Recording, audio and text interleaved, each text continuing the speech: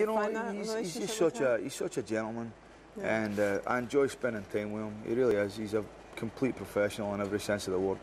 So when we get together, we have coffee and we tell stories and laugh, and before we know it, we're usually starting to write a song of some sort. You know? So it works out good. It works out good. So now tell me about My Old Friend. I heard that at the Danforth Music Hall. You played it then, and everyone was in tears, I'm sure, about your dog passing away. Yeah.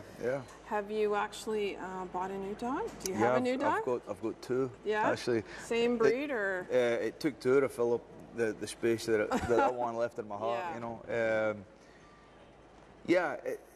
You know, on the record, the way that I played it at the Danforth was very slow, and it was how I was feeling about the song then. But when I went to record the song, I changed the song considerably into this uplifting Celtic celebration of life. Yeah. Because that's really what it was. It's a celebration of the life that we share together, and the hope that one day we get to walk again, and we get to, you know, walk in the sunshine and swim in the ocean. Do all these things that make us feel good, you know. So. Yes, I did go out. I've got a brand new big puppy, a big English Mastiff called Leroy Brown, and I've got a wee retriever puppy called Ruby. Oh yeah. So Ruby, don't take your love to town, and bad Leroy Brown. Yeah. Yeah, you're not a musician. No. So now tell me about touring. What's the best and what's the worst thing about it?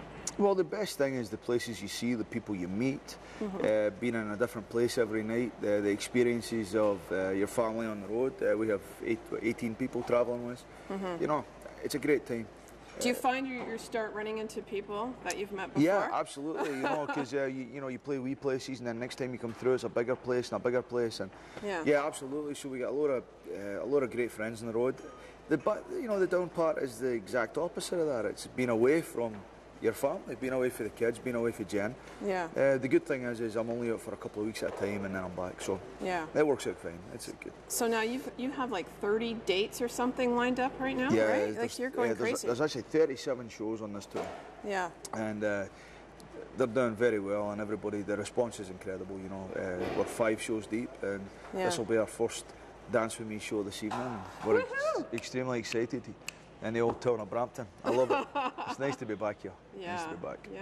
Now tell me, you've said before that you are building your career on honesty, soul, simplicity. Yeah, love. And is there anyone that you feel that has done that before you? I think there's been plenty of people that have done that, you know. I guess any artist that's written a song for the right reasons. Anybody that stood on stage and sang a song for the right reasons. Yeah. You know, I think that people have been creating music out of love for a long, long time. Yeah. I'm not trying to reinvent the wheel. No. I'm just trying to, I don't know, maybe bring back some of that goodness, you know, that I feel maybe missing nowadays, you know. And is there anyone that kind of stands out in your mind that does that, or who has really inspired you that way? Well, you know, I think back to people that, you know, a lot of the people that inspired me, to be honest with you, Ray Charles, to Tom Jones, to Joe Cocker, Van Morrison, Frankie Miller, Otis Redding, Sam Cooke. You know, all these artists, you know, they gave us music. You know, that music, when you hear Sitting on the Dock of the Bay, or you hear, you know, Don't Let the Green Grass Fool You, Wilson Pickett, I mean, that takes you to a certain place, you know. And generally speaking, music never takes you to a terrible place. Right. It usually takes you to a good memory. It usually takes you to a time in your life when things were good and the sun was shining and the sky was blue, you know. Yeah. So I think all these songs are full of love, and that's what I'm trying. That's what I'm trying to write. I'm trying to write great songs that make people feel good and enable us to enjoy our time while we have it, you know. Yeah. Now, in the making of the record, what was one of the lessons that you may have learned in the process? Well, this time around. It's a great question. You know, I've opened up for a lot of people, as you know, Alan Jackson, Keith Urban, I know is one of your favourites. I know, and I wanted to come to that. Let's not you know, Brad Paisley, I mean, a lot of people we've opened up for, and I've always played for their audience. Last year I had the chance to open up for my audience.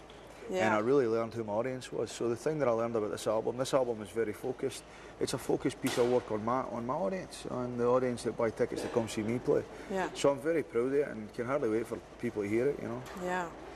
Now, what was one of the funniest stories that happened to you during the making of this? Making of the record? Yeah. I'll tell you a funny was, maybe not in the making of the record, but the other night I was in Brantford. Yeah. And I got, you know me, I've got white shoes all the time, you know? Yeah. And I got a brand new pair of white shoes, and usually I've got rubber soles. Well, these ones had wooden soles. Right. So I thought I didn't think. So I started walking on the side of the stage. Yeah. And did I not fall off the stage? Oh, jeez. Right into the lap of this woman. Oh, she must have loved it. I felt terrible, right? Because I'm probably pushing 200. Yeah. And it was hilarious. It was fun. But you know, I learned a lot of lessons. We had some great times in the studio. The studio was wonderful. We make our records quickly and we press record and we record the record and that's how we cut them. So there's not too much time to make mistakes and or learn too much really, other than the fact that great music comes for good times. Yeah. What was one of the most surprising things that happened? The most surprising thing that happened in the studio was well, for me, there wasn't that many surprises because I'm pretty focused and I kind of sail my own ship. Yeah. But I know that the musicians, we brought in a drummer for New York. I know we brought in a fella for Seattle. We brought in a guy from England. Yeah. They were amazed that we were able to go into the studio and press record and just make a record. You know, because they were so used. I guess they were so used to doing things over and tuning vocals, and it was very clinical. Well, this was very organic and very natural, so it was very good. It was very good, yeah. Which is amazing. I'm glad you do that because I don't think there's a lot of music anymore that's really that raw. You know? Yeah. Well, and that's you. To be honest with you, I think that's where it's at. I think that's where the magic happens. You know, that's exactly where the magic happens. So. Yeah, exactly. Now, which song has given you feedback that you may not have expected? You know, off the last record, it was definitely Thank You. You know, Thank You. I wrote that song as a love song, and it turned into a song of remembrance for a lot of people. So that was a surprise. I wasn't expecting it to do that. Yeah. Off this brand new record, I've not really had that much feedback on it for the public, just because it just came out yesterday. Yeah. But so far, A Woman Like You. It's a lot of the guys are getting it, you know. A lot of men are saying, "Hey, listen, thanks very much." Yeah. I've really wanted to say all of this stuff, but I just didn't know how to say it. So this song's perfect, you know. And then all the ladies will say, "Hey, this is exactly how my husband feels about me," right? Yeah. So it's not really so much a surprise, but I guess reconfirmation that I did exactly what I was trying to do, you know. Yeah.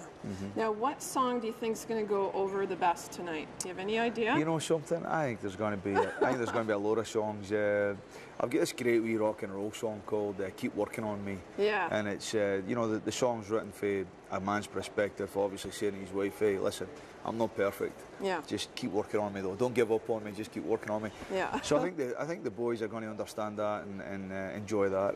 And I also think the ladies will be sitting there looking at their husbands saying, he's talking about you, you know.